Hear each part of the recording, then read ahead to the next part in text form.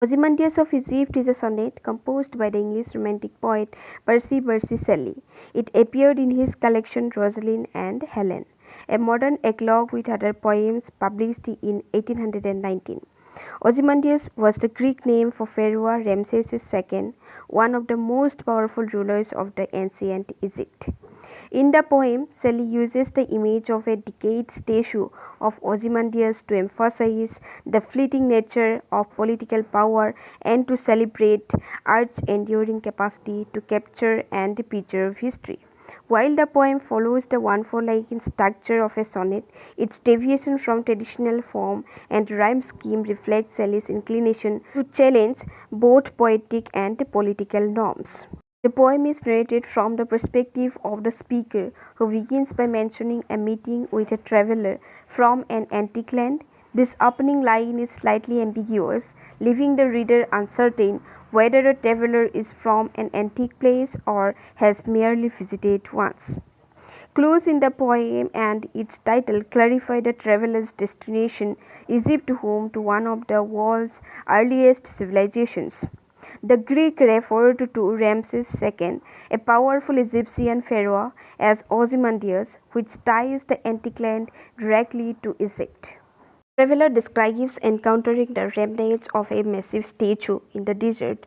The traveler first notes two enormous stone clans standing upright, while the face of the statue lies partially buried in the sand. Despite its damaged state, the face still bears a frown and a sneer, indicating the ruler's pride and harshness. This expression reveals the sculptor's deep understanding of his subject's personality and emotions, which now endure through the medium of stone. From these, it becomes clear that the ruler, likely a figure of great authority, crowned with sternness, and had immense pride in his rule. The traveler reflects on the sculptor's artistry, noting how vividly the emotions of the pharaoh were captured. The statue's craftsmanship immortalizes the ruler's essence, making the viewer question who ultimately holds more power: the ruler who commissioned the work or the artist who created it. The poem suggests that while life and power are transient, art can endure across the ages, preserving elements of history long after the subjects themselves are forgotten. The traveler further describes the inscriptions on the pedestal of the statue. "My name is Ozymandias, King of Kings. Look on my works, ye mighty, and aspire." These works emphasize the pharaoh's hubris as he commands onlookers to marvel at his achievements and feel daunted by them. However, the irony is stark. The once mighty civilization has crumbled, and nothing remains but stained and broken statue. The poem's conclusion underscores this irony, with Shelley's choice of words such as decay and wear vividly illustrating the ruler's downfall. The desolate desert surrounding the shattered monument reflects the fleeting nature of power and glory.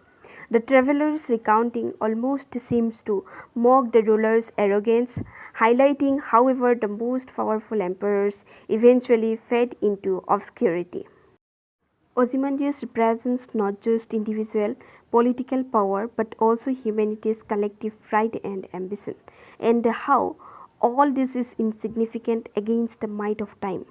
The poem's enduring message lies in the contrast between the impermanence of worldly achievements and the lasting impact of art and language. Shelley reminds readers that art transcends time, outliving even the mightiest legacies.